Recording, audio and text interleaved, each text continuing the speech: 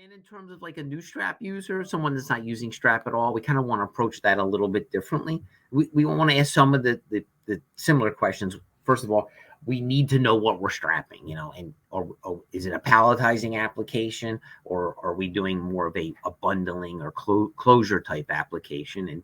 And what are the characteristics of the product? Because that's going to kind of lead us down the path of what type of strapping do we want to use. Is it a non-compressible, or is it a compressible item? How much does it weigh?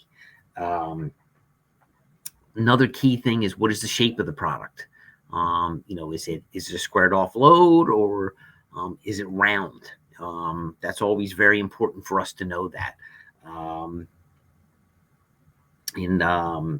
said, what is the weight? What is the volume in terms of how much strapping is being done? Are we doing a couple pallets a day? Or are we doing a couple hundred pallets a day?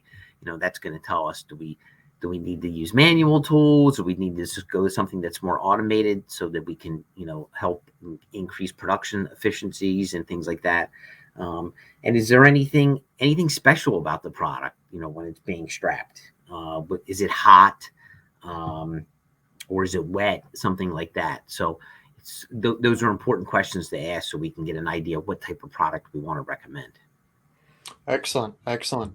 Now, when they're at the customer facility, who should they be talking to?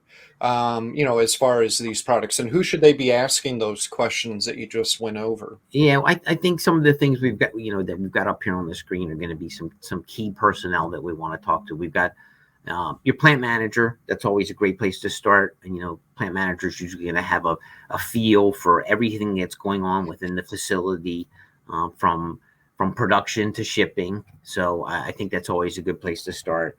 Your shipping manager, obviously, your production manager, your safety manager is going to be very interested in terms of what you're using in terms of strapping. When I talked about those conversions from steel to plastic, the safety manager is going to be involved in that frequently. Also, they're going to be very interested maybe in moving people away from having to actually do some strapping. So they may be, pushing people towards more automated type systems. And then, another very key people to talk to are the operators on the plant floor. They're the ones using the product. They're going to be using the strapping, whether it's plastic or steel. They're going to be the ones using the tools that apply the strapping, whether it's a manual tool or a power tool. So you want the operator to be your friend. There's no doubt about that. And then the maintenance department, because they've got to take care of the products that you put in there, whether it's a strapping machine or a strapping tool. So they're going to want to know, what's the tell me about this machine. What makes it maintenance friendly, or what gives it more uptime, and so we don't have a downtime and things like that. So those are all, when I look through that list, all people that are going to be involved in the decision making of what type of products we're using, in terms of plastic strapping and related products in the facility. Now, also, when it comes to those larger pieces of equipment, the big heavy duty machinery, the maintenance, since we were just talking about that, it's relatively easy and simple to perform too. If I remember correctly from, back in the day when I, worked the account a lot more myself. Yeah, I mean, most in terms of strapping equipment or strapping tools, most strapping equipment, the biggest thing you need to do is keep it clean. Yeah.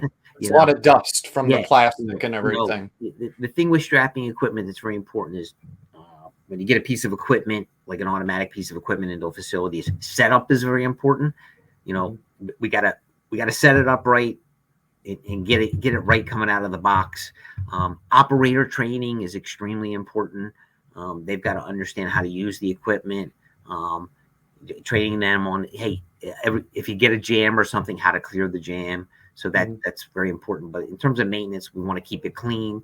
PAC can put together also some preventative maintenance type of documentation for people, when they get a new piece of equipment or maybe a new power tool, so they know, this is what we want to do to keep it running and keep it running so we're getting maximum uptime with that new piece of equipment. So maintenance department is very important. And we have PAC has a full service department that spends a lot of time talking to the maintenance or service department of other companies. Excellent.